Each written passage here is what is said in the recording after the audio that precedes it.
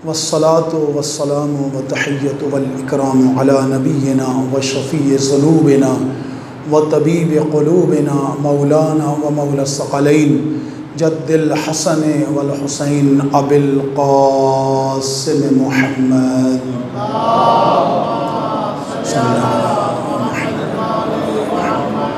व आलिहि त्वय्यबीन अत्ताहिरीन अल-मअसूमीन अल-मुंतजबीन अल-मुंतहबीन अल-मज़लूमीन अल्लज़ीना अज़हबल्लाहु अन्हुमुर-रिज्सा व तह्हरहुम तत्हीरा।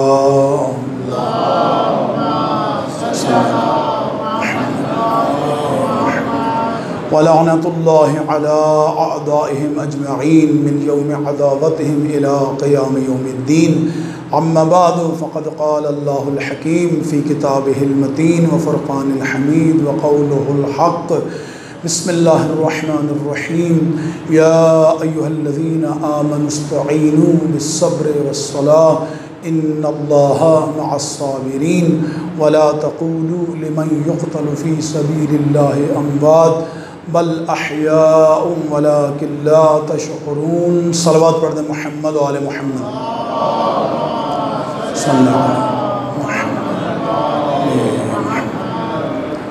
आवाज़ सुख़न इस दुआ के साथ कि खुदावंद आलम हम सब के लम्हात को इबादत शुमार फरमाए, इस इबादत को अपने कुर्ब का ज़रिया करार दे और ज़ुबान पर ऐसे अल्फाज लाने की तौफ़ीक़ अता फ़रमाए इसमें खुदावंद आलम की रज़ा और खुशनुदी वली दोहरा इमाम ज़मान अलैहिस्सलाम की ताईद शामिल हों। इन दुआओं की कबूलियत के लिए ख़ूबसूरत तरीन सलवात पढ़ दें। सल्लल्लाहु अलैहि बरदरान ईमानी, हमारी गुफ्तगू का उन्वान मफ़हूम सब्र और करबला और इस सिलसिले की ये आज आखिरी नशस्त है।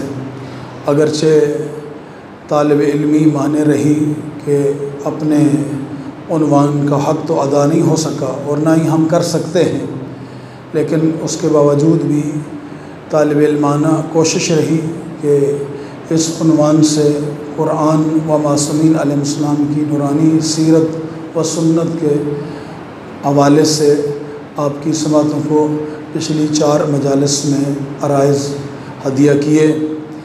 मैं तमाम 4 मजालिस को ख़ुलासा करके और इंशाअल्लाह फिर आज की गुफ्तगू से मुतसिल हो जाऊँगा।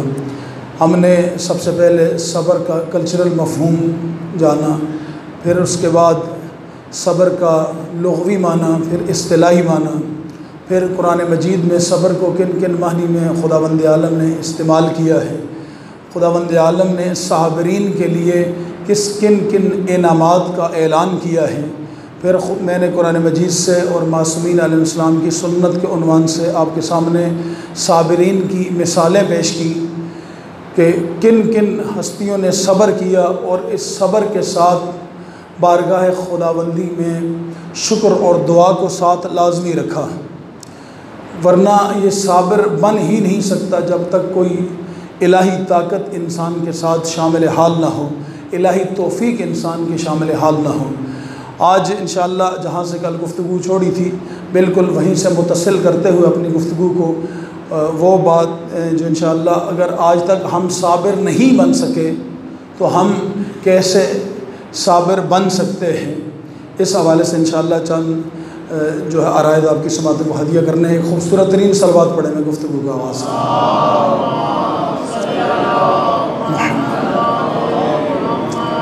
मुझे यहाँ मजलिस पढ़ते हुए कल खुशी हुई, मैंने एक रवायत पढ़ी जिसमें मैंने वो रवायत गलत पढ़ी थी और मुझे एक मोमिन ने बताया। जब मुझे मुतवज्जो किया तो मुझे एहसास हुआ कि वाक़ई मैंने वो रवायत मैंने जो जंग बदर के हवाले से रसूलुल्लाह की ने जिन अशख़ास को ख़त तलाश करने के लिए भेजा था उनमें मैंने खालिद बिन वलीद का नाम भी लिया था, जबकि खालिद बिन वलीद जंग खंदक के बाद जो है उन्होंने इस्लाम कबूल किया था। तो ये जुमला मैंने गलत पढ़ा था और मुझे जब मुतवज्जो किया गया तो मुझे खुशी हुई कि यहाँ इस मजमे में जो बात की जाती है वो ऊपर से गुज़रती नहीं है बल्कि बात को समझा जाता है। और खुदा करे हमें मिन हैस मिल्लत यही खुदा शऊर दे कि हम फ़कत बातों को सुने नहीं बल्कि सुन के समझें। और जब हम समझ के किसी की हौसला अफजाई करेंगे कि अगला कहने वाला क्या कह रहा है तो हमारे 99% मसाइल ख़ुद ब खुद हल हो जाएंगे। जब हम बग़ैर सोचे समझे मुकर्रर या ख़तीब कोई नुक्ता लगाता है और हम उसके ऊपर वाह वाह करते हैं, तो अगर वो खुदा न खास्ता सही बात कर रहा है और सही बात पे हौसला अफजाई की है तो हम मुस्तहिक़ अजर हैं, और अगर खुदा न खास्ता उस ख़तीब या ज़ाकिर ने को गलत बात की है, जिस तरह मैं एक क्लिप का हवाला दे देता हूँ कि जब तकरीबन आज से 4 साल या 5 साल पहले जब Chaudhry Iftikhar chief justice supreme court था, तो उस दौर में एक हमारे ख़िलाफ़ एक पिटीशन दायर की गई थी शिया काफिर की सुप्रीम कोर्ट में। उसके जवाब में हमारे 42 उलमा सुप्रीम कोर्ट में पेश हुए। जब पेश हुए तो वहाँ पर एक हमारे ख़िलाफ़ जो एविडेंस लाए गए थे उनमें से अक्सर खुतबा की तकरीर थी, और उन्हीं में से एक ख़तीब है लाहौर के आकल रज़ा ज़ैदी, उनका एक क्लिप उस हमारे शिया कुफ्र के सबूतों के तौर पर अदालत में पेश किया गया था। और वो क्लिप क्या था कि 13 रजब का वो शख्स जश्न पढ़ रहा है, और जश्न पढ़ते हुए वो जोश ख़ताबत में कहता है कि जब मौला कायनात की इस दुनिया में विलादत बाशहादत के बाद जनाब अबू तालिब एक नजूमी के पास गए और उससे जायचा बनवाया, तो नजूमी ने जायचा बनाया और फाड़ दिया, फिर जायचा बनाया और फाड़ दिया, फिर जायचा बनाया और फाड़ दिया। तो अबू तालिब को जलाल आ गया, उन्होंने कहा कि मैंने तुझे जायचा बनाने गया, तू फाड़ क्यों रहा है? तो उसने कहा जो वक्त और जगह आप बता रहे हैं इस वक्त अल्लाह तो पैदा हो सकता है लेकिन अली पैदा नहीं हो सकता। और आगे से लोगों ने बेबहा नारे लगाए। अब ये क्लिप जो था बतौर शिया कुफ्र के सबूत के तौर पे अदालत में पेश किया गया था, और अगर यही शिया का अकीदा है तो फिर हमें अल्लाह अपने कुफ्र को तस्लीम करना चाहिए, जबकि ये खुदावंद आलम का लुत्फ़ व एहसान है कि जो तौहीद मकतब अहले बैत के पास है, ये हमारा दावा नहीं, हमारा चैलेंज है। ये ऐसी तौहीद किसी के पास है ही नहीं है, ये फ़कत हमारा दावा ही नहीं है बल्कि हमारा चैलेंज अल्हम्दुलिल्लाह जो तौहीद आले मोहम्मद ने बयान की है। बल्कि मैं इसको जुमले को इस तरह कह सकता हूँ कि तौहीद के नुमाइंदों ने जो तौहीद बताई है वैसी तौहीद कायनात में कोई बयान कर ही नहीं सकता। लेकिन अगर इस तरह की बात हो और आगे से लोग नारा लगाएं, तो अब हमारे उलमा ने कहा ये शख्स शिया नहीं है, तो जो जवाब आया उन्होंने कहा ये जो दाद दे रहे हैं इनके मुताल्लिक़ क्या कहेंगे? अब सबको तो नहीं शिया से निकाला जा सकता। तो इस बात पे मुझे मुसरत हुई, खुशी हुई कि आपने मेरी बात को सुना, समझा, और जहाँ पे मैंने कोताही की अपनी खिताबत में आपने मुझे मुतवज्जो किया। और इंशाअल्लाह आइंदा जब मैं किसी जगह पर गुफ्तगू करूँगा तो ये मेरे लिए एक बेहतरीन सबब होगा कि मैं मोमिनीन में जो गुफ्तगू करूँ तो मुझे जो रवायत में पढ़ूँ, रवायत पढ़ने से पहले एक मरतबा उसका तज्ज़िया ज़रूर करना चाहिए कि जो मैं पढ़ रहा हूँ सही है या नहीं। एक सलवात पढ़ दें मोहम्मद वाले मोहम्मद।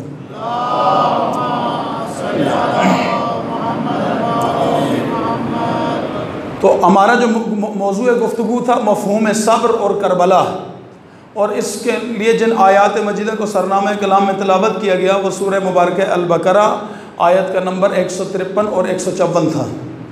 तो खुदावंद आलम ने तौफीक दी, इन आयात के ज़ैल में मैंने काफ़ी गुफ्तगू की। अरशाद खुदावंद आलम है बिस्मिल्लाहिर्रहमानिर्रहीम, या अय्युहल्लज़ीना आमनू, ए साहिबान ईमान, इस्तईनु बिस्सब्र वस्सलाह, मदद तलब करो तुम सब्र से और नमाज से।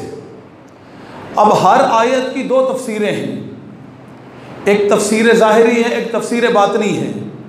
अगर इस आयत को कोई अखबारी अगर मासूमीन अलैहिस्सलाम की अखबार के साथ इसका मवाज़ना करेगा तो इस सब्र से मुराद विलायत को लिया गया है। रवायात इसके ऊपर कसीर तादाद में रवायात हैं कि इस जो सब्र है इस आयत में, उस सब्र से मुराद विलायत है और नमाज से मुराद रिसालत है। लेकिन ये तफसीर बातनी है। तफसीर बातनी आप और मेरा अकीदा तो हो सकता है, लेकिन एक वो शख्स जिसका कुरान और इस्लाम के साथ कोई ताल्लुक़ नहीं है उसका अकीदा तफसीर बातनी पे नहीं है। वो जो भी जब भी देखेगा वो तफसीर ज़ाहिरी देखेगा, वो ज़ाहिरी अल्फाज और लुग़त में किसी चीज़ के मानी तलाश करेगा। तो जो ज़ाहिरी इसकी तफसीर आपके सामने मैंने बयान की, खुदा ने ख़ुद हुक्म दिया मेरी दो मखलूक़ात से मदद तलब करो, और फिर इस मदद के साथ उसने अपनी लामुतनाई ताकत के साथ होने का ऐलान किया कि मैं साबिरों के साथ हूँ। और फिर इस सब्र का और शहादत का इतना गहरा रब्त और तहल्लुक था कि फ़ौरन ही सब्र के बाद अल्लाह ने शहदा की ज़िंदगी के हवाले से गुफ्तगू की। वला तक़ूलू लिमन युक़्तलु फ़ी सबीलिल्लाह, ख़बरदार राह खुदा में मारे जाने वालों को मुर्दा मत कहना। और उसके बाद कहा बल अहयाउन, वो ज़िंदा हैं, वलाकिन ला तशऊरून, लेकिन तुम्हें उनकी ज़िंदगी का शऊर नहीं है।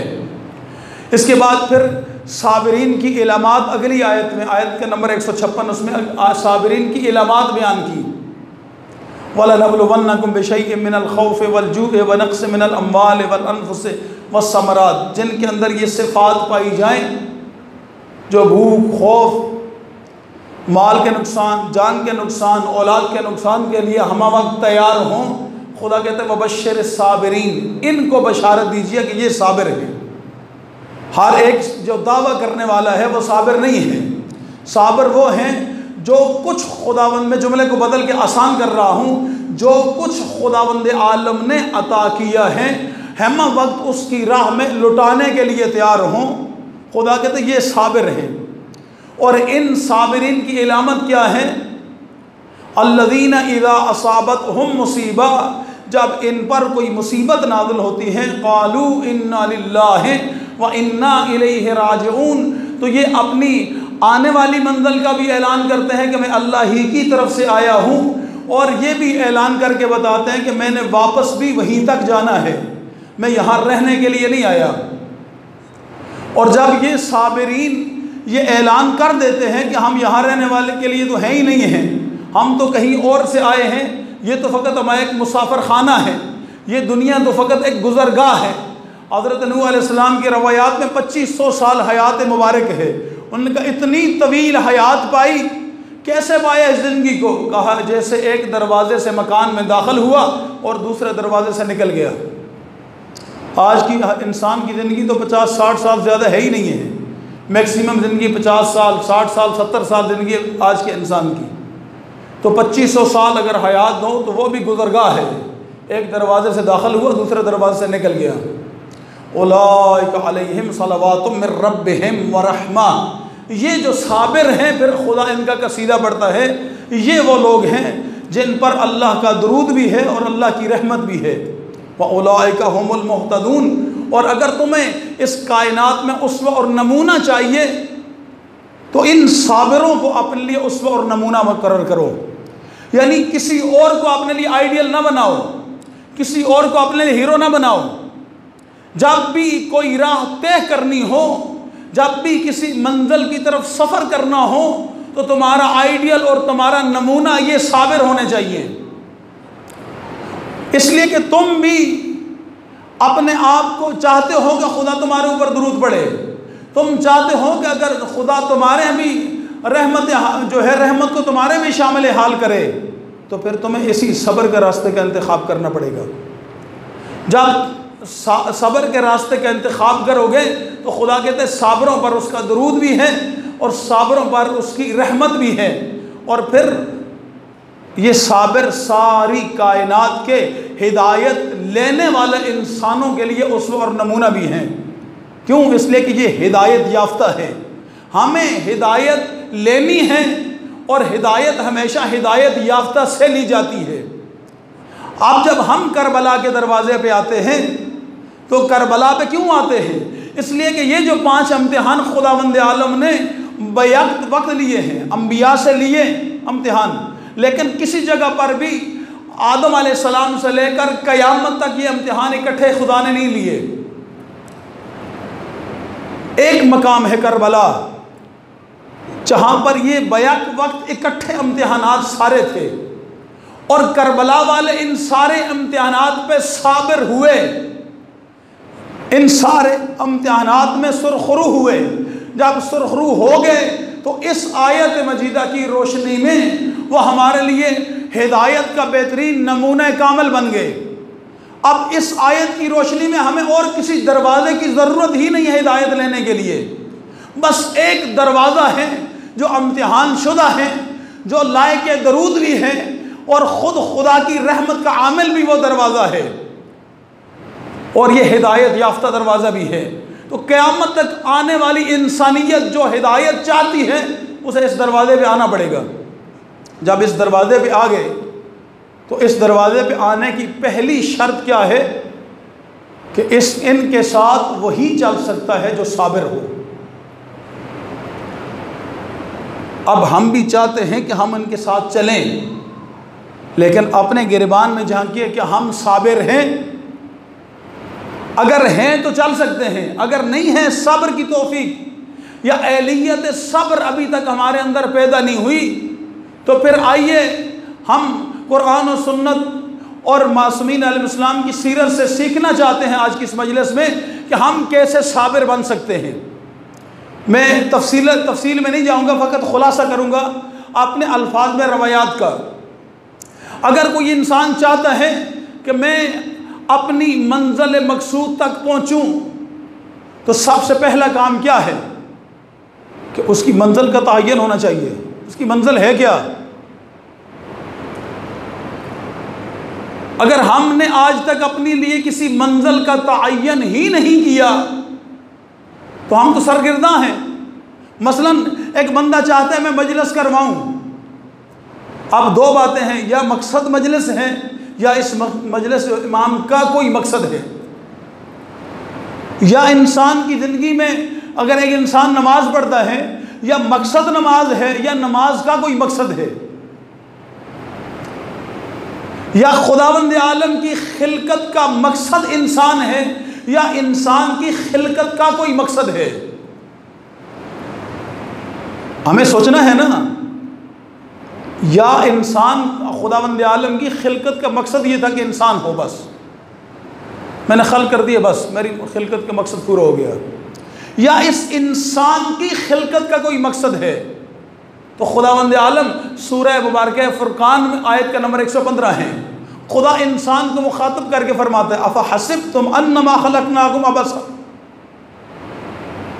खुदा इंसान से सवाल करता है, अफ़ा हसिबतुम अन्नमा खलक़नाकुम अबसा, या हज़रत इंसान तू ये समझता है कि हमने तुझे बेकार पैदा कर दिया, तुझे अबस पैदा किया, तुझे बेमकसद पैदा किया।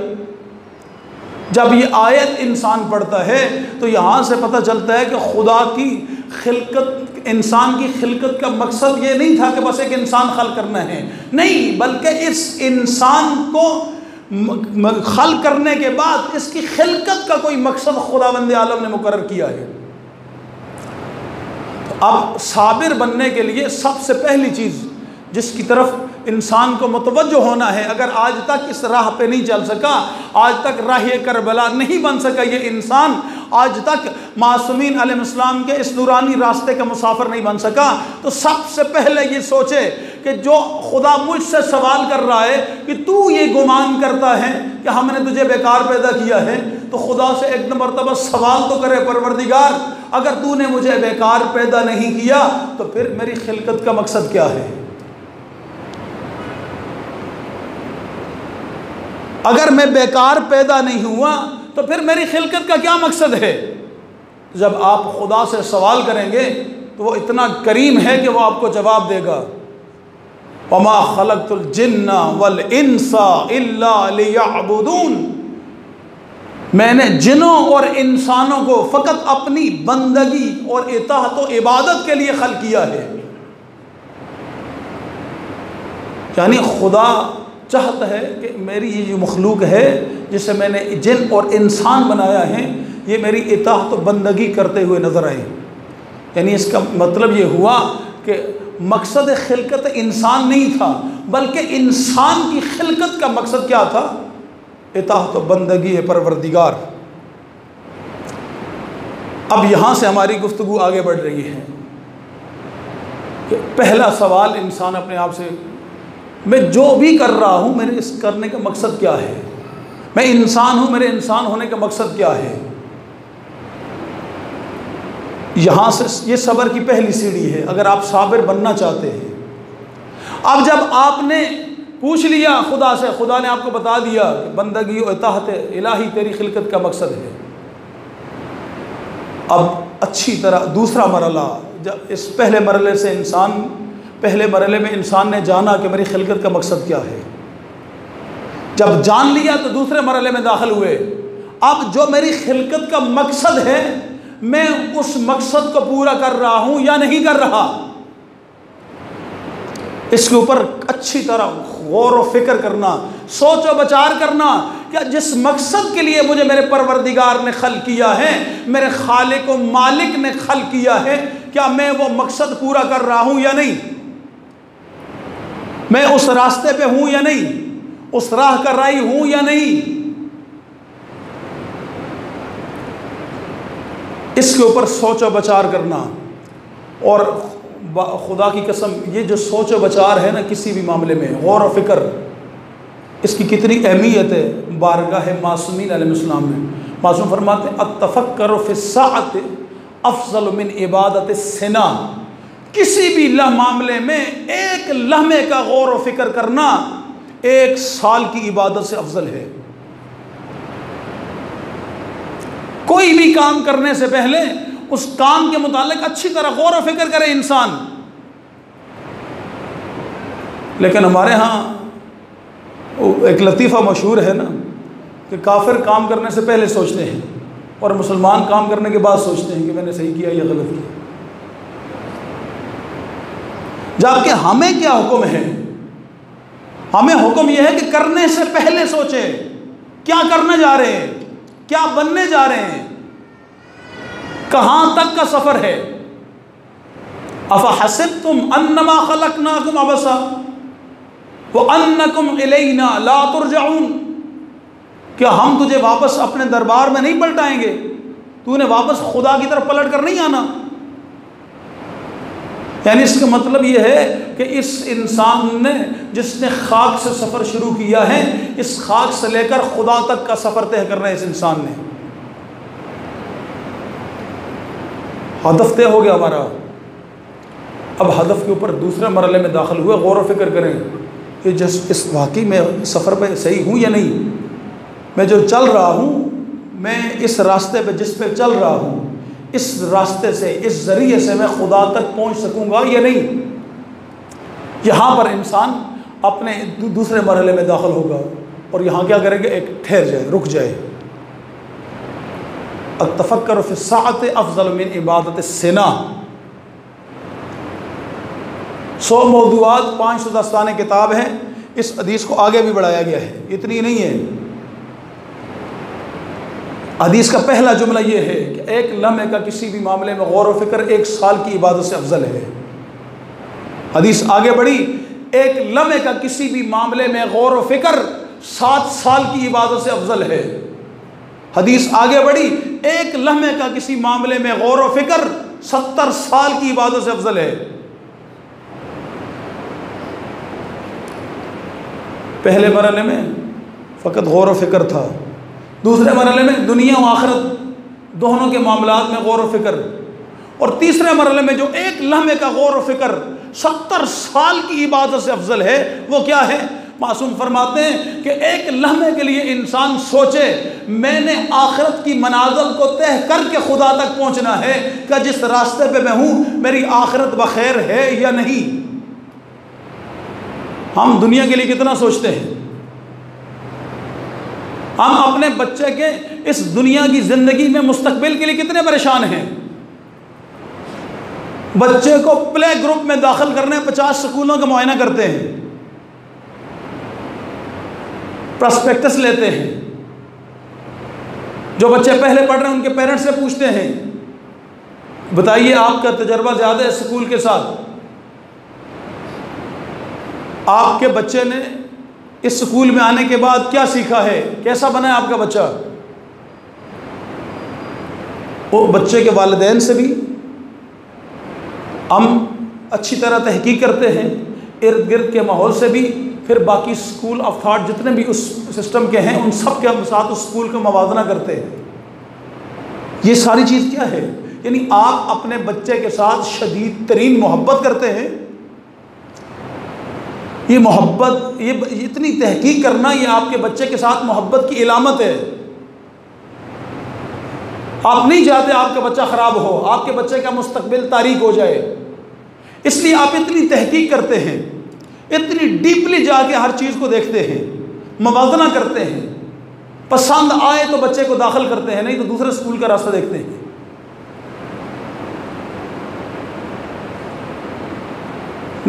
Play group, nursery, middle, matric, university, college, हर जगह पर हर स्टेप पे आप गौर व फिक्र करते हैं, लेकिन एक लम्हे के लिए रुकिए और रुककर अपने गिरबान में झांकिए। जिस बच्चे की दुनिया के लिए आपने इतनी कोशिश की है, क्या इसकी आखिरत के लिए इसके 1% भी कोशिश कर रहे हैं? इस बच्चे को खुदा से मिलाने के लिए, इसका डॉक्टर बनना खुदा से मिलाने के रास्ते में रुकावट नहीं है, कोई गलतफहमी में न जाए। इसका इंजीनियर बनना खुदा से मिलाने में रुकावट नहीं है, इसका पायलट बनना खुदा से मिलाने में रुकावट नहीं है, बल्कि ये सारी चीज़ें इबादत हैं अगर कुर्बतन इल्लाह की नीयत से की जाएं, दुनियावी इग़राज़ और मकासद इनके पीछे ना हो। ये सारी चीज़ें आपका हर लम्हा, ये मौलाना जान अली शाह काज़मी साहब का जुमला है, मैं रिपीट कर रहा हूँ क्योंकि जुमला उनका है, उन्हीं के नाम से मंसूब करके रिपीट कर रहा हूँ। जब हम तालिब इल्म थे, एक मरतबा डोडियाल में दर्स देने आए थे, वो जुमला आज भी हमारे जहनों में नक्श है। वो कहते हैं जब एक डॉक्टर MBBS के पहले दिन जब मेडिकल कॉलेज में कदम रखता है, अगर उसकी नीयत ये हो कि मैंने डॉक्टर बन के खुदा की मखलूक की खिदमत करनी है, तमीज़ नहीं शिया हो या सुन्नी हो, मैंने इंसानियत की खिदमत करनी है, अगर इस नीयत से उसने पहले दिन मेडिकल कॉलेज में कदम रखा है, तो जितने दिन वो मेडिकल कॉलेज में गुजारेगा उसका एक एक पल, एक एक सांस उसकी इबादत खुदा लिखी जाएगी। ये जुमला उनका है, मैं उन्हीं की ज़बानी मैंने रिपीट किया। यानी इसका मतलब है कि रुकावट, डॉक्टर बनना मेरे खुदा तक पहुँचने में रुकावट नहीं है, इंजीनियर बनना, फ़ौजी बनना, अफसर बनना में खुदा तक पहुँचने में रुकावट नहीं है। शर्त यह है कि मैंने गौर व फिक्र करके सोचा है क्या इस रास्ते से मैं खुदा तक पहुँच पाऊँगा या नहीं। ये पहला मरहला है रास्ते की शनाख्त। दूसरे मरहले में इस रास्ते की शनाख्त के लिए गौर व फिक्र करना। जब आप गौर व फिक्र कर लेंगे तो फिर आपके सामने दो पिक्चर्स बनेंगी। एक तो आपकी मंजिल का तयन हो जाएगा और उस मंजिल के तमाम मुस्बत पहलू आपके सामने आएंगे, और जहां मुस्बत पहलू आपके सामने आएंगे वहीं उस रास्ते की रुकावटें, मवाने, मुश्किलात, मुसाइब वो भी आपके सामने आ जाएंगे। पहले मरहले में आपने दूसरे मरहले में आपने गौर व फिक्र किया तयन मंजिल के बाद। जब दूसरे मरहले में गौर व फिक्र कर चुके, अब तीसरे मरहले में आप दाखिल हुए।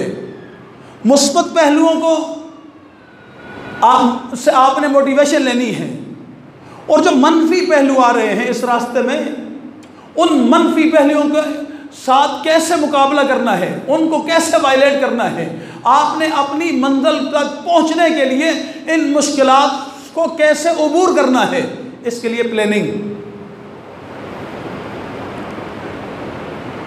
अगर आप एक अच्छी प्लानिंग नहीं करते, आपकी ज़िंदगी में नज़्म ज़ब्त नहीं है। ये खुदा ने इबादत पंजगाना या इंसान की ज़िंदगी में जितनी भी इबादत रखी, क्यों रखी है? खुदा चाहता एक ही वक्त में आपके ऊपर इबादत मुकर्रर कर देता कि बस एक दफ़ा आओ, सारी रात मेरे दरबार में खड़े रहो, सुबह उठ के अपने कामों में लग जाओ। कर सकता था खुदा, लेकिन उसने कहा नहीं, सुबह उठो, मेरे दरबार में हाज़िरी लगाओ, फिर अपने काम काज मशगूल हो जाओ। जब काम काज अपनी पीक पे पहुँचे, फिर एक मरतबा काम में ना खो जाओ, याद में खुदा रहे, फिर वापस पलट के मेरे घर आओ। तो हाज़िरी लगाओ, फिर वापस चले जाओ। अलबत्ता एक बुज़ुर्ग आलिम दीन का जुमला है और खूबसूरत जुमला है। वो कहते हैं कि मैं मस्जिद में दाखिल हुआ, वज़ू कर रहा था, एक नौजवान दौड़ता हुआ आया, जल्दी जल्दी वज़ू किया, मस्जिद में दाखिल हुआ और दाखिल होकर जल्दी जल्दी नमाज़ पढ़ी। वो बुज़ुर्ग अभी वज़ू ही कर रहे थे, ये नौजवान नमाज मुकम्मल करके वापस बाहर निकल रहा था। उनको गुस्सा आया, ऐसी इबादत भी कोई होती है? ये भी कोई इबादत है? मैं अभी वज़ू भी मुकम्मल नहीं कर सका और तू आया वज़ू करके नमाज पढ़ के वापस निकल गया। पूछे क्यों आया था? बुजुर्ग ने उस जवान से सवाल किया क्यों आया था? एक जुमला कहा, बुजुर्ग बैठ कर रोना शुरू हो गए। कहा खुदा के दरबार में ये कहने आया था, खुदाया तेरा बागी नहीं है। ये नहीं कह सकता था बुजुर्ग के सामने कि मैं नमाज़ पढ़ने आया था, कि अगर ये कहता मैं नमाज़ पढ़ने आया था तो कहते कैसी नमाज़ पढ़ी है तूने? एक जुमला कहा तो दरबार खुदा में आकर ये कहने आया था, खुदा तेरा बागी नहीं है। ये जुमला कह के जवान चला गया और बुजुर्ग बैठ के रोने लगे। जब उनसे पूछा आप क्यों रो रहे हैं? कहा ज़िंदगी का कीमती तरीन जुमला ये जवान मुझे सिखा के चला गया। कीमती तरीन सबक एक जुमले में जवान मुझे दे के गया कि मैं खुदा के दरबार में क्यों आया हूँ। खुदा है मैं तेरा बागी नहीं हूँ। अगर बागी होता मैं कभी ना आता यहाँ पर। यहाँ आना मेरा इस बात की दलील है कि मैं तेरे दरबार का बागी नहीं हूँ। अदब की शनाख्त कर ली, गौर व फिक्र कर लिया, मुस्बत पहलू देख लिए, मनफी पहलू, अब इन मनफी पहलुओं को अबूर करना है। जितने भी मवाने हैं इनको अबूर करना है अपनी मंजिल तक पहुँचने के लिए। कैसे करेंगे? इसके लिए प्लानिंग। ये इबादत जितनी भी हैं इनका वक्त अल्लाह ने मुकर्रर इसलिए किया है ताकि इस इंसान की ज़िंदगी में नज़्म ज़ब्त आए, ये किसी एक चीज़ में ना खो जाए बल्कि हर पहलू को साथ साथ लेके चले। अब प्लानिंग की कैसे? बहुत मारूफ मकूला है। आयतुल्लाह सैयद मोहम्मद रज़ा सदर ने इस्तिकामत किताब का नाम ये जुमला उन्होंने नेपोलियन का वाक़या लिखा है। कहते हैं नेपोलियन फतूहात दर फतूहात करता हुआ निकल रहा था और लोग हैरान थे कि ये इतनी हर मकाम पर इसको कामयाबी होती है, नाकामी नहीं होती। वजह क्या है? हमारी जो हर 10वें कदम पे हम नाकाम हो के थक के हार के बैठ जाते हैं, उसकी बुनियादी मुश्किल यही होती है हमारे पास प्लानिंग कोई नहीं होती, नज़्म ज़ब्त नहीं है हमारे कामों में। कहा कि ये लड़ते लड़ते एक जगह पर पहुंचा, थक गया था नेपोलियन, इसने खेमा लगाया और खेमे में सो गया। अभी कुछ ही देर गुजरी थी कि इसका सिपाही आया और आकर इसको जगाया और कहा कि फ़लाँ हमारा मोर्चा या फ़लाँ हमारा जो महाज है उस पर हमें शिकस्त हो रही है। तो उसने आंखें खोली, आंखें मलते मलते कहा कि फ़लाँ अलमारी खोलो और फ़लाँ फाइल में प्लान बी लिखा हुआ है उसके ऊपर अमल करो, और वापस सो गया। फ़लाँ अलमारी खोलो और उस अलमारी में फ़लाँ फाइल में प्लान बी रखा हुआ है, उसको पढ़ लो और उसके ऊपर अमल करो। ये वापस सो गया और सिपाही ने उसके ऊपर अमल किया और कामयाब हो गए। ये जुमला मैं आयतुल्लाह सैयद मोहम्मद रज़ा सदर ने लिखा है, किताब का नाम इस्तिकामत। वो कहते हैं कि क्या वजूहात थी उसकी कामयाबी की कि उसके पास अगर वो एक जगह से थका तो उसके पास प्लान बी मौजूद था, प्लान सी मौजूद था। हमारे पास क्या है? हम चाहते हैं हम करबलाई बने। करबला से क्या सीखा है? करबला पहले एक चंगारी जन्म देती है यजीद की बहन से इनकार करके, फिर इस चंगारी को शोहले में बदलती है। 4 महीने पूरी सल्तनत इस्लामी में एक एक मकाम पर इमाम कासद भी भेजते हैं और अपने हर इलाके से आने वाले लोगों से मुलाकात के लिए मक्का में आकर बैठते हैं ताकि क़यामत वाले दिन कल कोई ये ना कह सके कि मुझ तक हुसैन का पैगाम नहीं पहुंचा। हम तो अपनी मजलूमियत दो बंदों को नहीं बता सकते, या अगर बताएं तो आपस में इस तरह उलझे हुए होते हैं। मसलन गुज़िश्ता रात का वाक़या या पिछले 2 दिन जो इस्लामाबाद में हो रहा है, इसी को हम अपने लिए दर्स में ऐसे कौम दर्स इबरत बनाएं कि दहशतगर्द एक छोटी सी रैली निकालते हैं और पूरे मुल्क की हुकूमत को यरगमाल बना लेते हैं, जबकि हुकूमत भी जानती है कि वो उंगलियों में गिने हुए हैं। सारा मकतब देवबंद दहशतगर्द नहीं, ये और बात है कि जितने हैं उन्हीं के मकतब से हैं, लेकिन वो उंगलियों में गिने हुए लोग आकर सरेआम शिया काफिर के नारे लगाते हैं और हुकूमत घबरा जाती है, और उसके मुकाबले में 6 करोड़ शिया हैं। हम हज़ारों की तादाद में माओ बहनों बच्चियों के साथ डी चौक में बैठते हैं और कोई हमारी आवाज़ से टस मस भी नहीं होती। यानी इसका मतलब है हमारे पास प्लान भी नहीं है, हमने कोई प्लानिंग नहीं की अपने मुस्तकबिल की। अगर नहीं की तो कैसे चलेंगे आगे?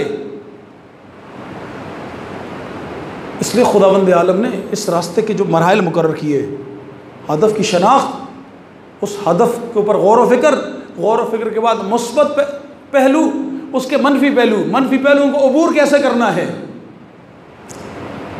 अगर आप मनफी पहलुओं से गाफिल हो जाएं, आप सारे मुस्बत ही तलाश करते रहें, तो आप तीसरे कदम पे शिकस्त खा जाएंगे। और सबसे बड़ी हमारी गलतफहमी यही है, हम जब भी नाकाम हो एक मरतबा ज़रूर गौर कीजिएगा उस नाकामी में दुश्मन से ज़्यादा हमारा अपना कितना हिस्सा है, ख्वाह इनफरादी हो या इज्तिमाई हो। मसलन एक शख्स नमाज नहीं पढ़ता लेकिन इरादा रखता है कि मैं नमाजी बनूं, चाहता है मैं नमाजी बनूं, उसके बावजूद नमाज कज़ा होती है। किसने कज़ा करवाई? शैतान ने मुझे गुमराह कर दिया। शैतान ने सिर्फ वसवसा डाला था, इससे ज़्यादा तो अल्लाह ने उसको सलाहियत और ताकत दी नहीं है। लेकिन सुस्ती किसने की? मेरे नफ्स ने। अपनी सुस्ती की तरफ मुतवज्जो नहीं हूँ, दुश्मन की तरफ मुतवज्जो हूँ। जब तक इन मवाने को अबूर नहीं करेंगे, इन मवाने के मुतालिक प्लानिंग नहीं होगी, हम कभी भी राह इस्तिकामत में नहीं चल सकते।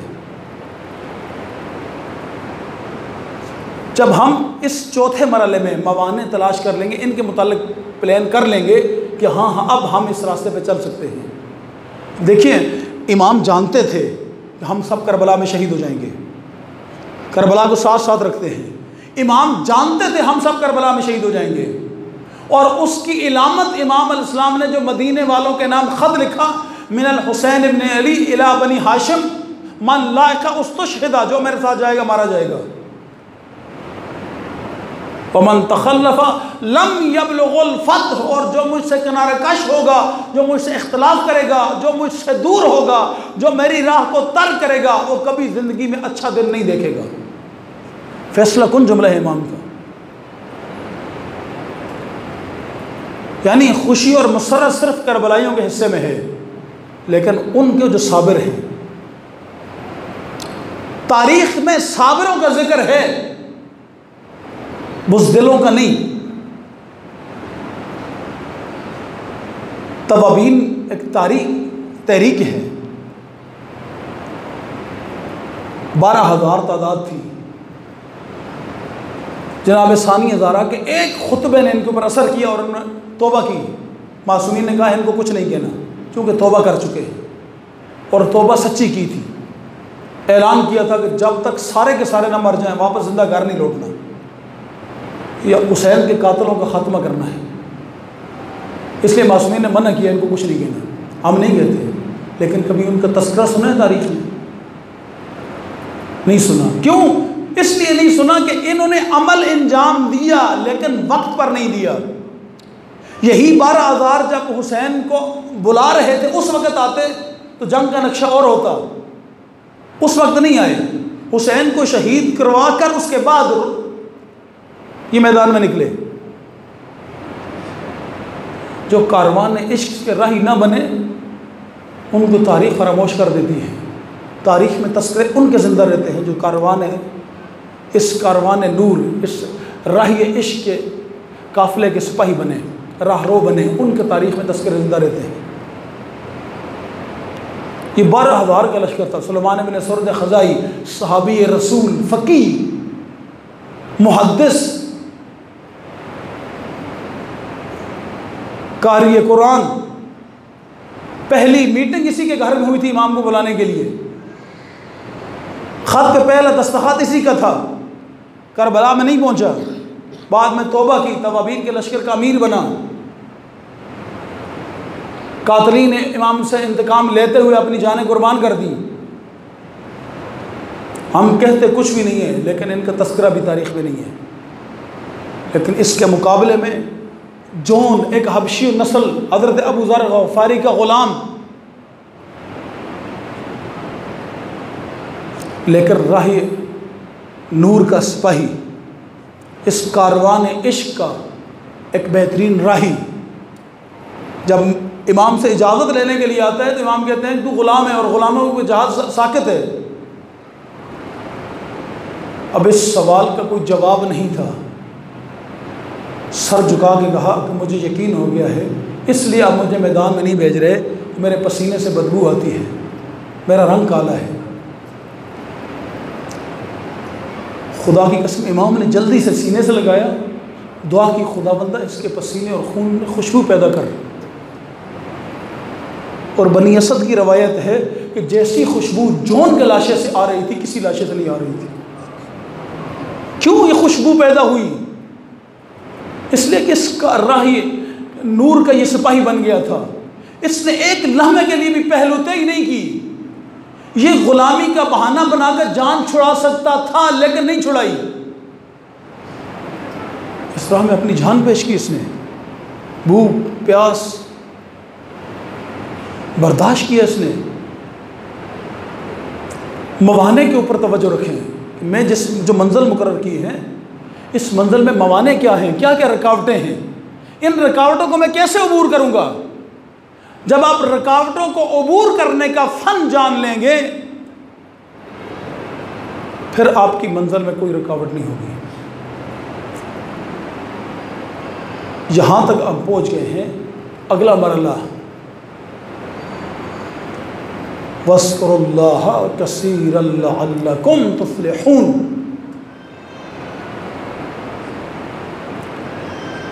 व इज़ा लक़ीतुम फ़िअतन फस्बतू। खुदा फरमाता है कि ए ईमान वालो, जब किसी लश्कर के साथ तुम्हारी मिड भीड़ हो जाए, आमना सामना हो जाए, या अय्युहल्लज़ीना आमनू इज़ा लक़ीतुम फ़िअतन, ए ईमान वालो, जब किसी लश्कर के साथ मिड भीड़ हो जाए, आमना सामना हो जाए, मुलाकात हो जाए, फस्बतू, पहला काम क्या करो, साबित कदम रहो। तुम मैदान में रहोगे, तुम्हारा दुश्मन मैदान से चला जाएगा, लेकिन तुमने अगर मैदान छोड़ दिया, वो आगे बैठेगा।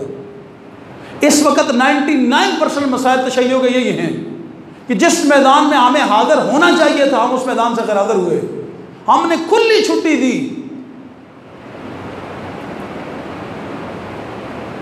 पर हमारी नाअहली की वजह से आज दुश्मन हर जगह पर आकर बैठ गए। दुश्मन आपकी गैरहाज़िरी की वजह से आपके 100 लाशें गिराता है, और जब आप पूरी कौम में से 10% लोग अपने बहन बेटी बच्चियों के साथ आकर रोड पे बैठते हैं, एक पत्ता भी नहीं तोड़ता दुश्मन। क्यों? इसलिए कि आज तुम हाजिर थे, कुछ नहीं कर सका। जब तुम गैर हाजिर थे, उसे तुम्हारे 100 लाशें गिराए।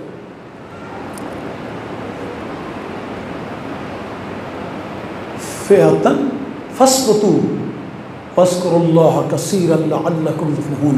और फ़कत अपनी साबित कदमी पे घमंड नहीं करना, इसके साथ साथ कसीर तादाद पे ज़िक्र खुदा करो, दुआ मुनाजात, तिलावत कुरान,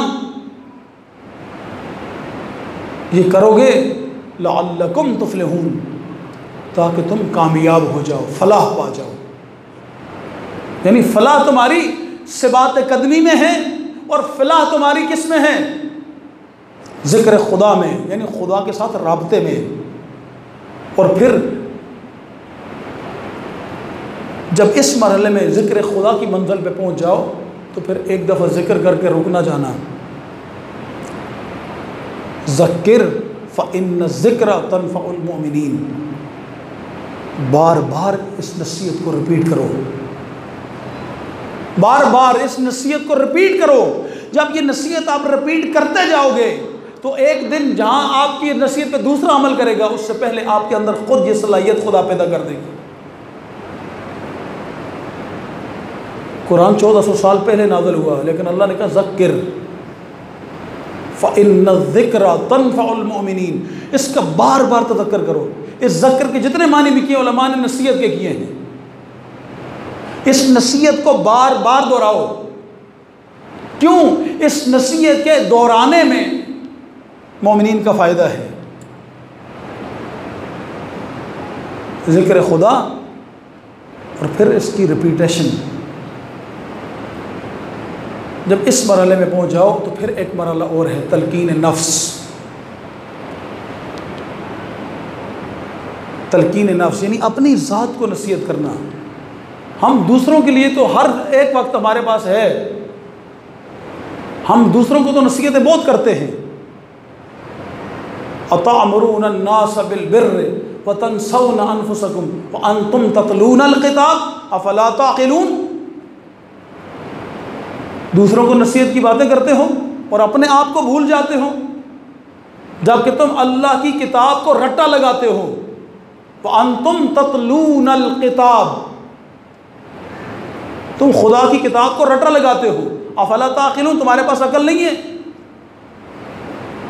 और हम जिन हस्तियों को उस बार नमूना मानते हैं, उन्होंने कोई काम ऐसा नहीं किया जो पहले खुद न किया हो। जो काम भी उम्मत को बताया, पहले खुद उसके ऊपर अमल बने। फ़कत एक मकाम ऐसा है, अपनी औलाद को पीछे रखा, असहाब को पहले कुर्बान किया, वो करबला है। आप सफ़ीन में देखें, मौला कायनात के असहाब पीछे थे, औलाद आगे थी। आप बदर में देखें, रसूलुल्लाह के ख़ानदान आगे था, दुश्मन बाकी चाहे असहाब पीछे थे। आप ओहद में देखें, रसूल खुदा का ख़ानदान आगे लड़ता था, असहाब पीछे लड़ते थे। आप खंदक में देखें, मौला कायनात सबसे करीब तरीन रिश्ता, लेकिन मैदान में अकेले अली जा रहे हैं, असहाब पीछे बैठे हुए हैं। वाहिद एक करबला है, मेयार बदलता है। क्यों बदला करबला में मेयार? इसलिए कि करबला में मेयार बदला कि करबला में जीना मुश्किल था, मरना आसान था। और आले मोहम्मद मुश्किल काम अपने लिए रखते हैं, आसान काम दूसरों के लिए।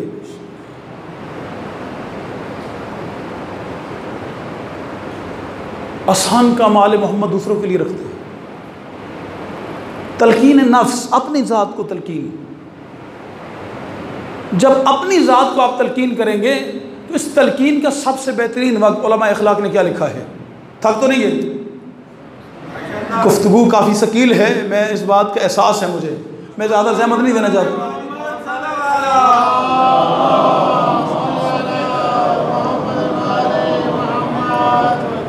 मैं चाहता हूँ मैं टू द पॉइंट जल्दी जल्दी मैं अपने आराज़ को समेट दूँ। तलकीन नफ्स, अपनी ज़ात को तलकीन, इसका बेहतरीन वक्त कौन सा है अपनी ज़ात को नसीहत करने का? उलमा इखलाक ने लिखा है, जब इंसान चाहे कि मैं ऐसा बन जाऊँ, मसलन आप चाहते हैं आपका बच्चा नमाजी बन जाए, उलमा इखलाक फरमाते हैं बच्चे के किस वक्त आपने नमाजी बनने की नसीहत करनी है? जब नमाज ना पढ़ रहा और आप देख रहे हों और उसको गालियाँ और डांट के कहें उठा नमाज पढ़ो, इस तरह बच्चा नमाजी नहीं बनेगा। जो तरबियत औलाद के उसूल उलमा इखलाक ने बयान किए, उनमें से एक उसूल, और वाकई ये मेरी माँ बहन के लिए जुमला हदिया है, आप तजर्बा कीजिए। क्या कौन सा वक्त है? कहा जब बच्चा माँ की गोद में नीम इस्तराहत की हालत में हो, यानी आधा सो रहा हो आधा जाग रहा हो। ऐसे वक्त में जो बच्चे को आप बनाना चाहते हैं उस जुमले की तकरार करें। मसलन आप चाहते हैं आपका बच्चा साबिर बने, आप 20 मरतबा, उलमा इखलाक फरमाते हैं कम अज़ कम उस नीम इस्तराहत के आलम में आप बच्चे के माँ बच्चे को सर पे हाथ फेरे और ये जुमला रिपीट करे, बच्चे बेटा तू साबिर है, तू साबिर है, तू साबिर है। उलमा इखलाक फरमाते ये जो उसकी तकरार है, इस तकरार बच्चे के वजूद पे असर नहीं करती, बच्चे की रूह पे असर करती है। और जब सुबह उठता है बच्चा, दोबारा जब बच्चे की आंख निकलती है तो ये लफ्ज़ उसकी रूह पे नक्श हो चुका होता है। और अगर मुसलसल कई दिन तक एक माँ रियाजत करती रहे, जो बनाना चाहती है, जिस चीज़ का शौक बच्चे में माँ पैदा करना चाहती है, इस पे अमल करे। कोई भी इंसान अपने आप को जो बनाना चाहता है, मसलन इंसान चाहता है कि मैं नमाजी बनूं, मैं नमाज में कोताही ना करूं, उलमा इखलाक फरमाते हैं जिस वक्त ये इंसान बिस्तर इस्तराहत पे रात को लेटे तो जब इसकी आधी आंखें बंद हों, आधी खुली हुई हों, यानी लाशऊर इसका जाग रहा हो और ज़ाहिरन इसकी आंखें बंद हो रही हों, ऐसे आलम में ये इंसान 20 मरतबा रिपीट करे, मैं नमाज़ पढ़ूँगा, मैं नमाज़ पढ़ूँगा, मैं नमाज़ पढ़ूँगा। उलमा इखलाक फरमाते हैं तो कुछ दिन मुसलसल ये रियाजत करे, अगर ये नमाजी न बने तो आकर हमारे गिरबान पकड़िए। तलकीन नफ्स, अपनी ज़ात को तलकीन के तरीके, और आखिरी आज की कैसे साबिर बन सकते हैं, इसी मिसालें। असलाफ की तारीख़, हमारे इस्लाफ ने तारीख़ में क्या कारनामे सब्र के मुकर्रर किए हैं। अभी तक हम करबला पे गुफ्तगू कर रहे हैं ना, अगर करबला के बाद आ जाएं,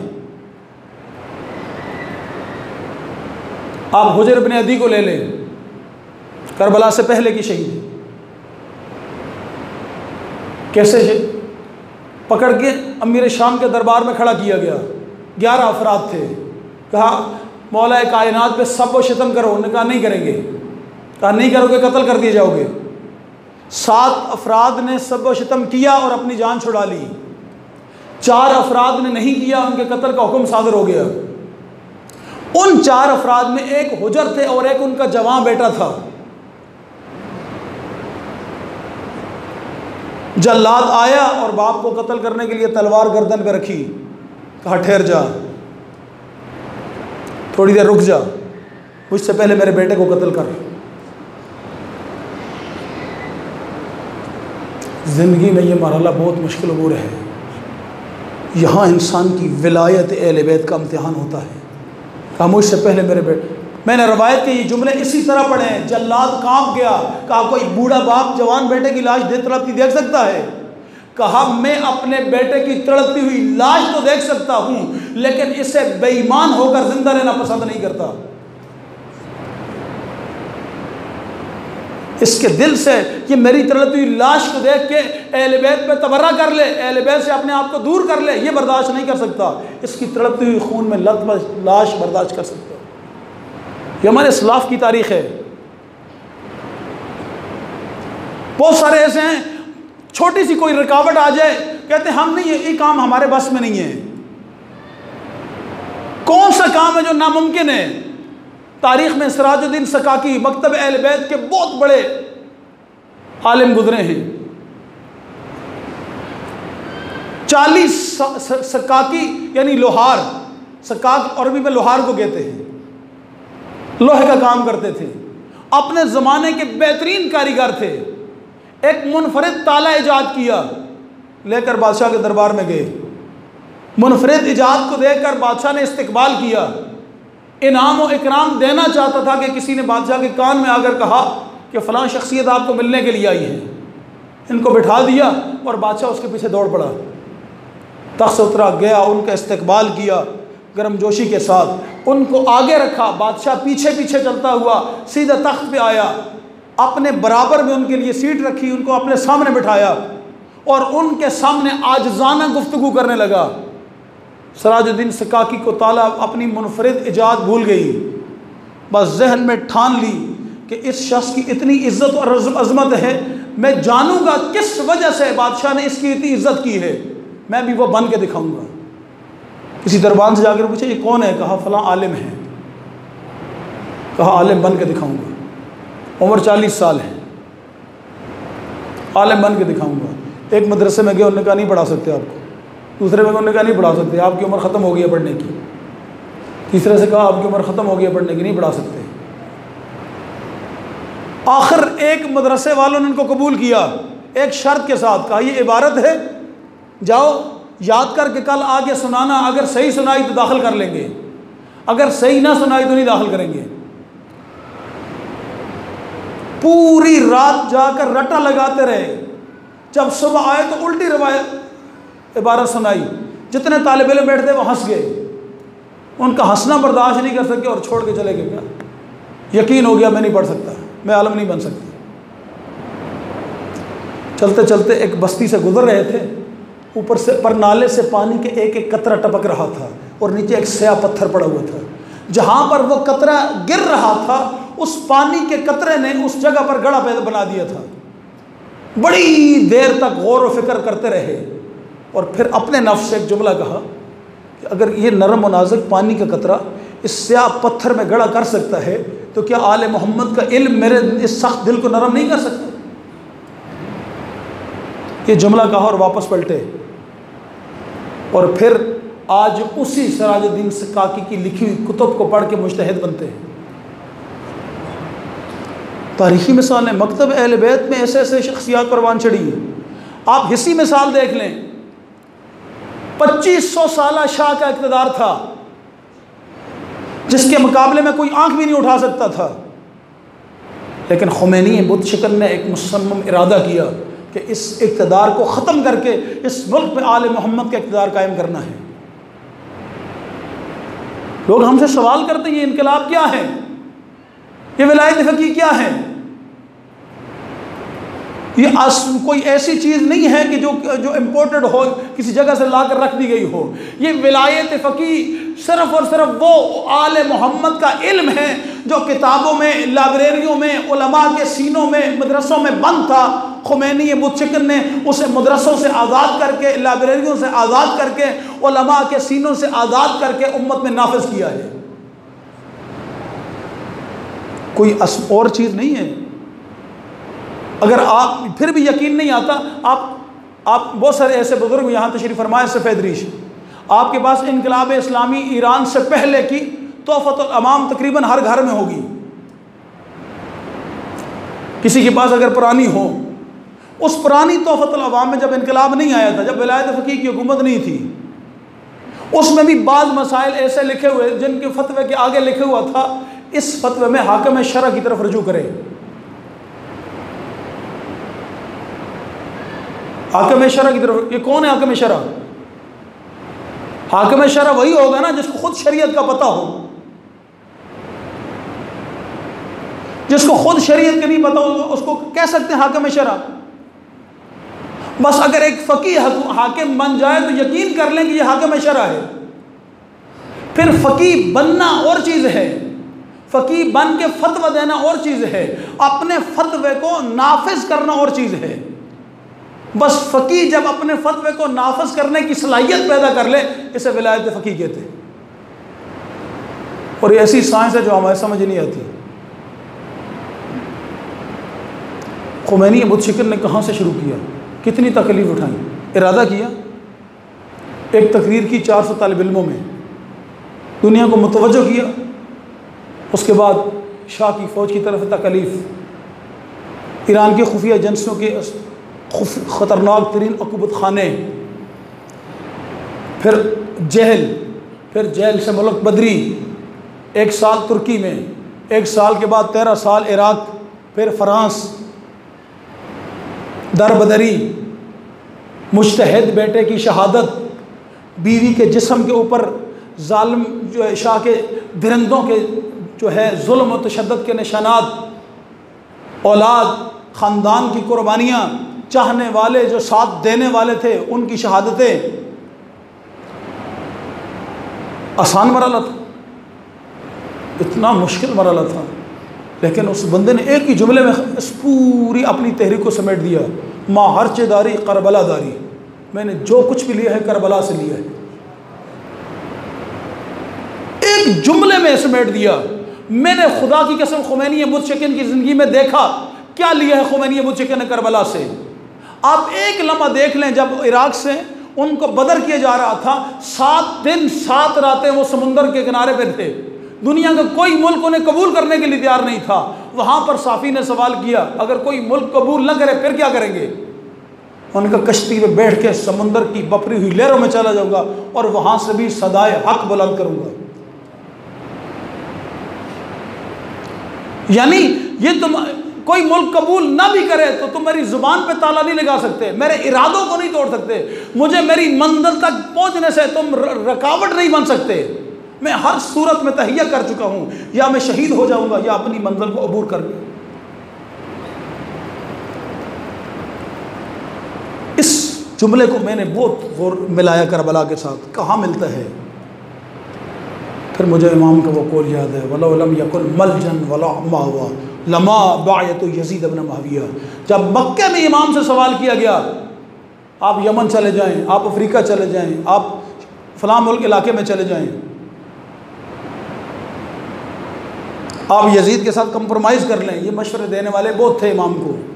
इमाम ने तो फल हाज़ल कलाम, तुम्हारे इस कलाम पे हैफ है, तुम हुसैन को मशवरे देते हो, तुम्हें मौला हुसैन की इताअत करनी चाहिए थी।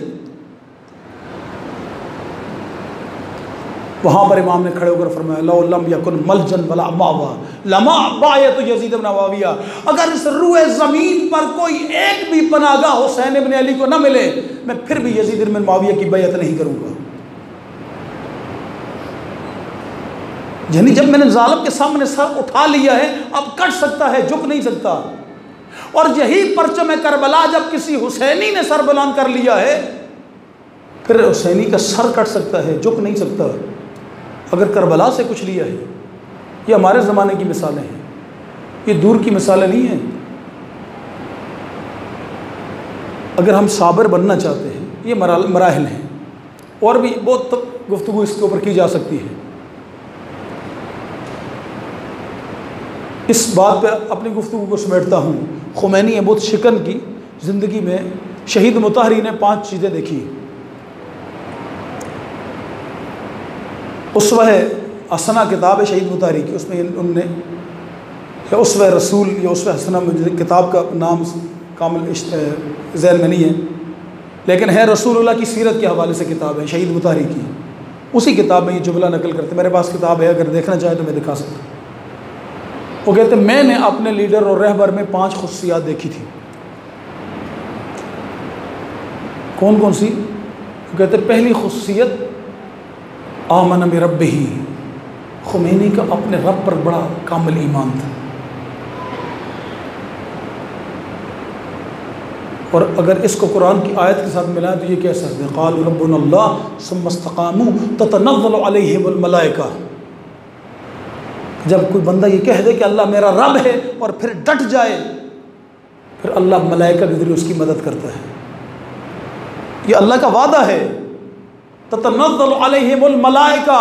फिर खुदा वादा करता है, तूने जब मुझे रब मान लिया और फिर इस मानने पे डट गया, फिर कोई यजीद तुझे झुका नहीं सका, कोई फिरौन तुझे तेरे सर को सरनगू नहीं कर सका, कोई तेरे ईमान को नहीं खरीद सका,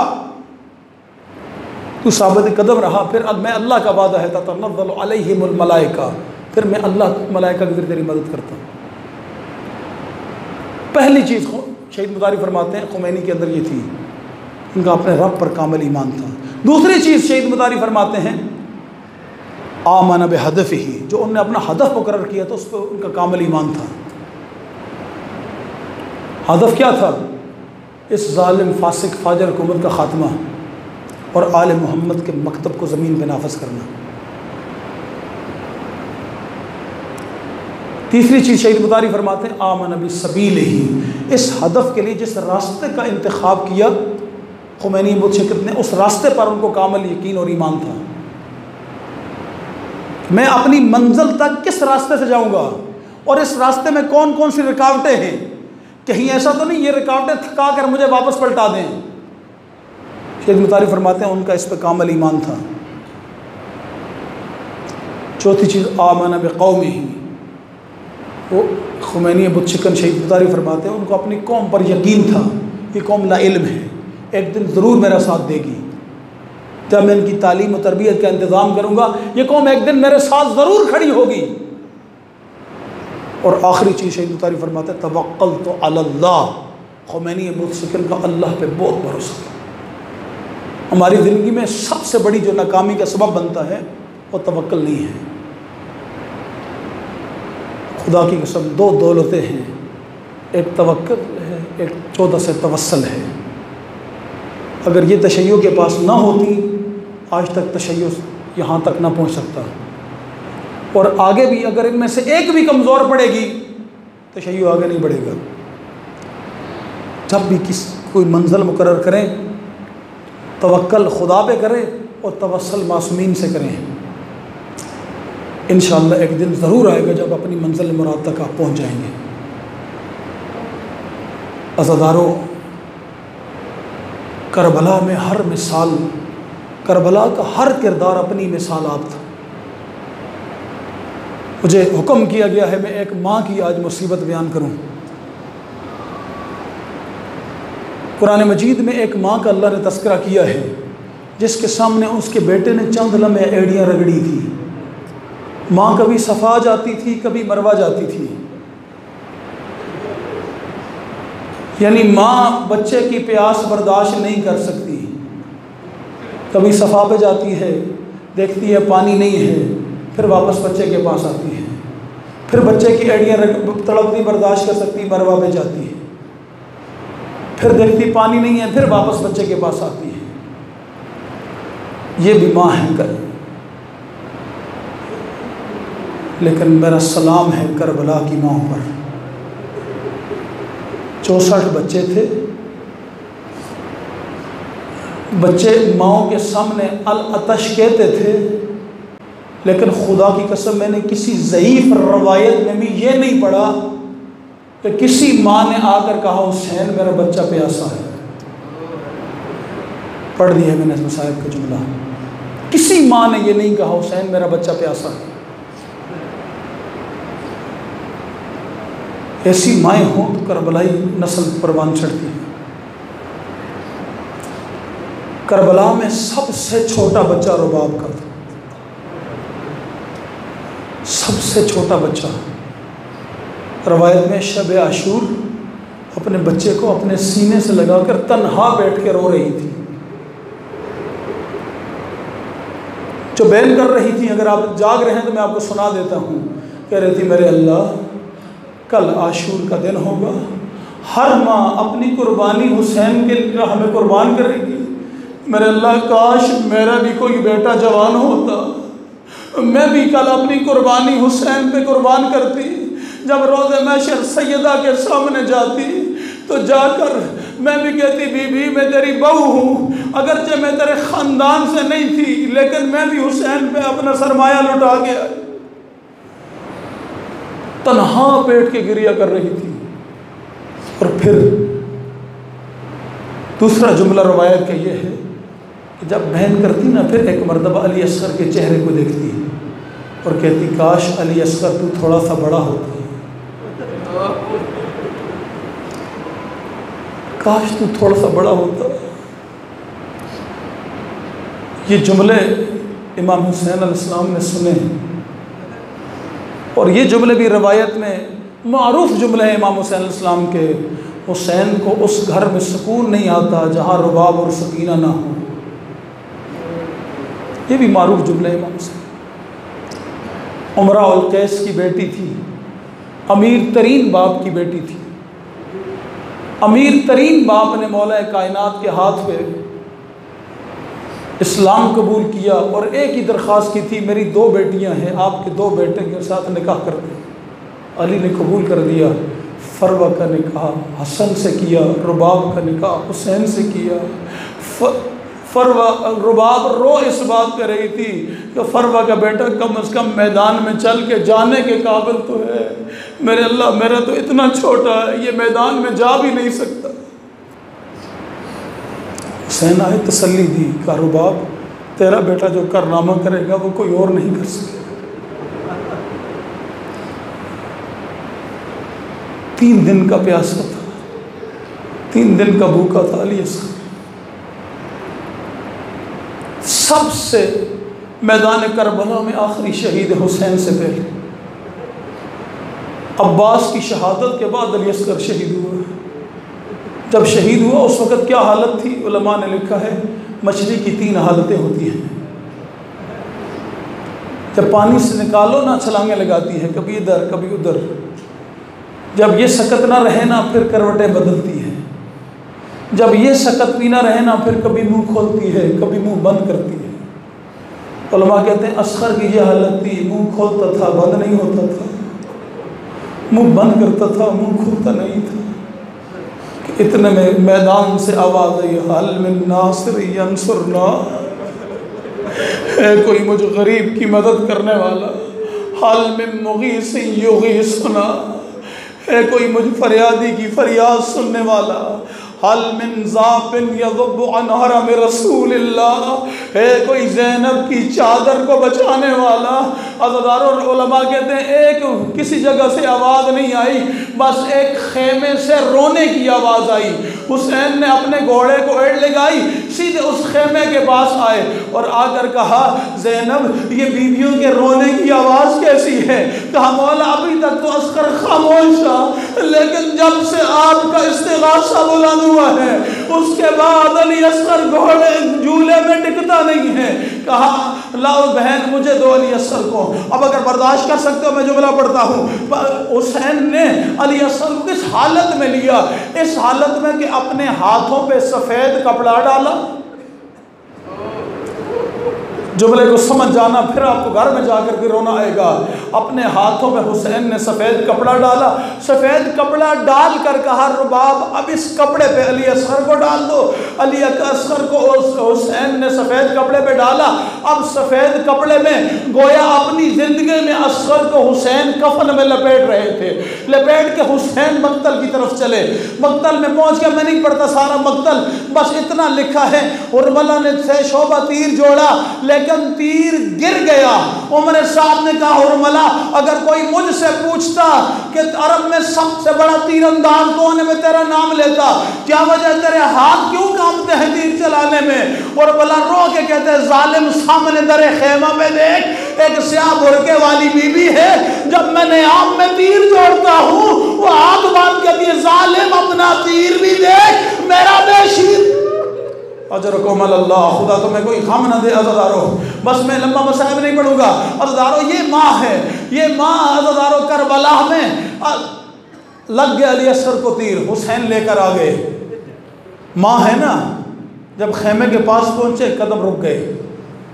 आप आशूर के अमाल में पढ़ते हैं ना, 7 मरतबा आगे जाओ, 7 मरतबा पीछे जाओ और एक जुमले की तिलावत करो, रिज़म बिक़ज़ाइही व तस्लीमन लिअम्रे। हुसैन 7 मरतबा आगे बढ़े, 7 मरतबा पीछे हटे। एक ही बात ज़हन में थी, माँ ने तो पानी पिलाने के लिए दिया, माँ ने तीर खिलाने के लिए तो नहीं दिया था। आखिर हुसैन ने यही जुमला रिपीट किया, रिज़म बिक़ज़ाइही। आगे बढ़े, रुबाब के हाथ में अली अस्कर को दिया। रुबाब ने एक निगाह हुसैन के चेहरे को देखा, एक निगाह अपने बच्चे के गले को देखा, देखकर एक ही जुमला कहा, सरताज इतना बता दे, अरब में 6 महीने के बच्चों को इसी तरह नहर किया जाए। अजरकुम अल्लाह, अजरकुम अल्लाह, खुदा तुम्हें कोई गम न दे। कहा, सरताज इतना बता दे, अरब के अंदर 6 महीने के बच्चों को इस तरह नहर किया जाता है। ये अज़दारों, ये है आशूर, ये है आशूर। 11 मुहर्रम को रुबाब फिर अस्कर को तलाश कर रही थी। मैंने सारा मज़मून में पढ़ ही नहीं सकता, चल पड़ी अज़दारों। एक मरतबा मैंने रवायत में जुमला पढ़ा है, शाम के कूफा के बाजार में जब नौ के नेज़ा पे अली अस्कर का सर बुलंद हुआ ना, किसी औरत ने छत से ये जुमला कहा, इस बच्चे के शहादत से पहले अल्लाह करे इसकी माँ मर गई हो। इधर जुमला कहा, पीछे से एक नाके से आवाज आई, अरे इसकी माँ जिंदा है, बेटे को तीर लगता देखती। अजरकुम अल्लाह, अजरकुम अल्लाह। अज़दारों, चल पड़ी माँ, शाम के जिंदान में पहुंच गई। मैंने छोड़ दिया मज़मून। अज़दारों, शाम के जिंदान में दूसरा फूल था रुबाब का, जिसका नाम सकीना था। शाम के जिंदान में सकीना, दूसरा फूल भी रुबाब का गुल हो गया। सकीना भी शाम के जिंदान में अज़दारों रस्सियों का कफन पहन के लेट गई। अज़दारों, अब जो रिहाई मिली है, एक जुमला रिहाई का सुनो, एक जुमला बीबी की शहादत का आपकी ज़हमत को तमाम करता हूँ। अज़दारों, बस जब रिहाई मिली है ना, अज़दारों, रिहाई मिलने के बाद बीबियाँ नाकों पे सवार हुई। जब सारे नाके तैयार हो गए तो जनाब ज़ैनब ने कहा, सज्जाद, सारी बीबियाँ बैठ गई हैं, लेकिन तेरी माँ रुबाब नजर नहीं आती। तेरी माँ रुबाब नजर नहीं आती। मेरे मौला सज्जाद फरमाते, भूपी अम्मा उसे कहीं और ना ढूंढना, जाओ सकीना की कब्र में। अब जो काफिला कब्र में पहुंचा, क्या देखा, रुबाब सकीना की कब्र में लेटी हुई जुमला कह रही है, मेरे अल्लाह मुझे तूने 2 फूल दिए, एक करबला के हवाले आ गई करबला से में रुबा। जब 3 दिन करबला में मातम कर लिया, अब मौला सज्जाद ने कहा अम्मा चलिए मदीने। कहा सज्जाद मदीने जाके क्या करूँगी, सरताज करबला में, एक फूल करबला में, दूसरा शाम में रह गया। कहा अम्मा जाना है, नहीं इनकार किया, चल पड़ी, मदीने आ गई। मदीने में जब अज़दारो रुबाब पहुंची ना, पहुंचने के बाद आखिरी जुमला है, आपने जितना गिरिया किया खुदा आपके इन आंसुओं को कबूल करे, खुदा इन आंखों को इन आंसुओं के तो इस काबिल बनाए कि इमाम ज़मान की ज़ियारत कर सके। अज़दारो आप जब मदीने में आई ना, पहला सवाल किया, कहा सज्जाद बस एक मिन्नत करती हूँ, कभी इमाम में वक्त बन के मुझे हुक्म न करना, मैं जब तक जिंदा रहूंगी कभी ठंडा पानी भी नहीं पीऊंगी, कभी साए में भी नहीं बैठूंगी। कहा अम्मा इसकी वजह क्या है? कहा मेरे हुसैन की कब्र धूप में, अरे मेरे हुसैन का लाशा मैं गौरो कफन दश्त करबला में पड़ा रहा, और मैं कैसे में हूँ। अल्लाह बस 1 साल तक रुबाब धूप में रही, साए में कभी रुबाब नहीं बैठी। 1 साल के बाद सज्जाद ने कहा अम्मा आज इमाम वक्त आपको हुक्म देता है। बस ये इधर हुक्म जारी हुआ, उधर रुबाब की रूह परवाज कर गई, यानी अपनी रूह के साथ रुबाब ने कहा सज्जाद मैं न कहती थी मैं कभी साए में नहीं बैठूंगी, इसलिए कि मेरे हुसैन की कब्र धूप में है। अला लअनतुल्लाहि अला कौमिज़ ज़ालिमीन व सयअलमुल लज़ीना ज़लमू अय्या मुनक़लिबून। इन्ना लिल्लाहि व इन्ना इलैहि राजिऊन।